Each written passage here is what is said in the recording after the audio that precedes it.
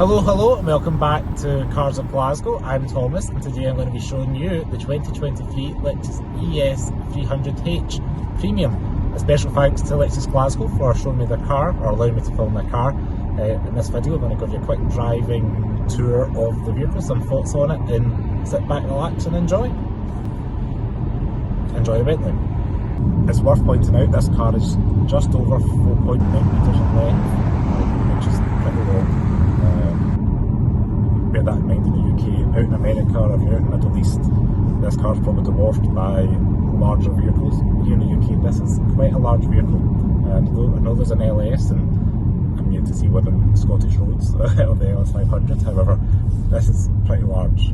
So it is bear in mind when you're trying to park this maybe in a multi-storey or something like that. And you can upgrade, again, cameras. It's got a reverse camera standard, but you can upgrade it, which may be something worth looking into if you're feeling nervous about parking such a large vehicle.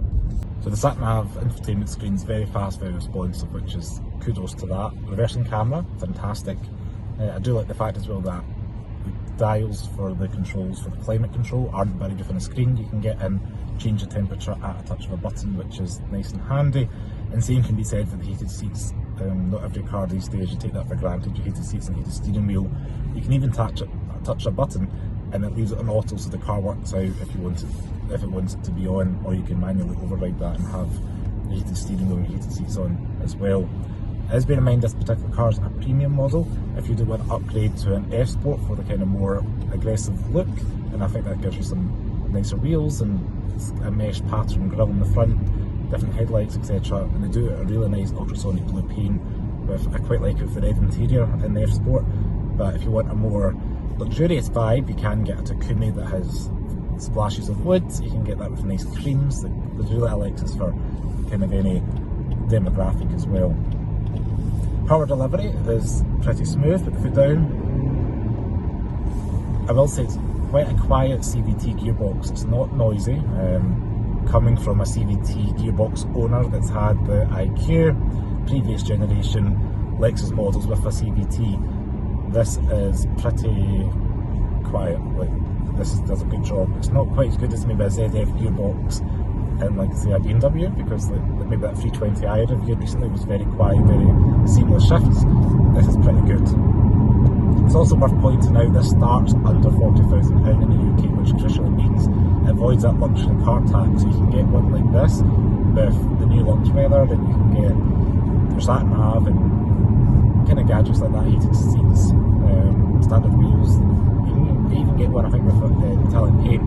It's under that 40 grand, £40,000 threshold there, which is quite important for some people to avoid paying that higher tax. The Takumi and F Sport models are over £40,000 list, and you end up paying the higher vehicle exercise duty.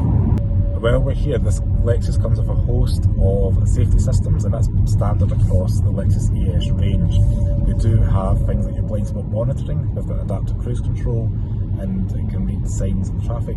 There's quite a lot of safety features built into Lexus as standard. The adaptive cruise control is a godsend, because I just love cars when they have that.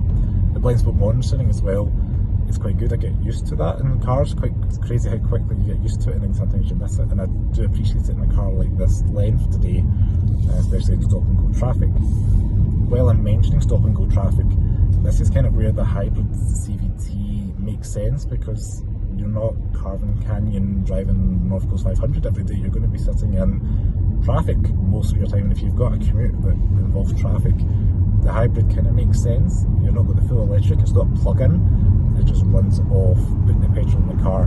The battery has a wee bit of regen. So if you're moving stop-start maybe from 5, 10 back down to 5 miles per hour, you're using the electricity in the battery, provided you've got some in there. Just going to pull in left here. So overall, my impressions of the ES is they've made some minor updates to the vehicle to keep it competitive. I am still fond of this car. Anybody who has been following the channel will know I'm quite fond of a Lexus. The customer service is brilliant, it's next to none, and I haven't really found another dealership brand that has that level of exceptional dealership customer service. I think they're just known for that. Here across the globe, but here in the UK they win awards year after year for customer satisfaction. And if that's important to you, maybe you've had a bad experience, it is worthwhile maybe having a look at Lexus, because I know certain people talk to them, maybe you would think Lexus is an older person's car that's got a stigma, but there is pros to customer service and making your life easier and not having things break or be in a garage all the time.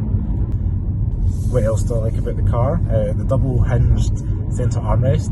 I know that's not really new for the facelift, but I think that's just a really clever, simple solution, whereas the passenger and the driver can access the centre console without anybody fighting or arguing. Quite neat and handy.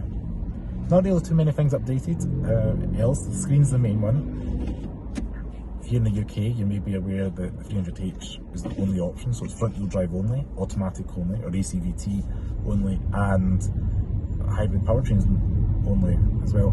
I did notice, which is a crazy Lexus thing for me, is the badges no longer have the blue hue around the Lexus logo. Let me know if you've noticed that as well. They're just black and silver. It used to be the petrol only models had that, and then the hybrid ones had the blue hue, and even a blue H.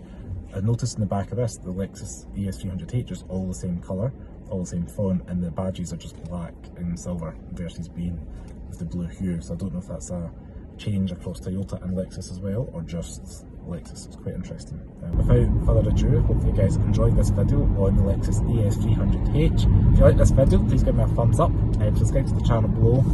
Check me out on Facebook, Twitter and Instagram, and TikTok is Cars of Glasgow if you want anybody to follow my car TikTok. And I've also got a car Twitter as well that is slowly growing as well, so please check that out as well. As always, stay safe, thanks for watching, and I'll see you next video.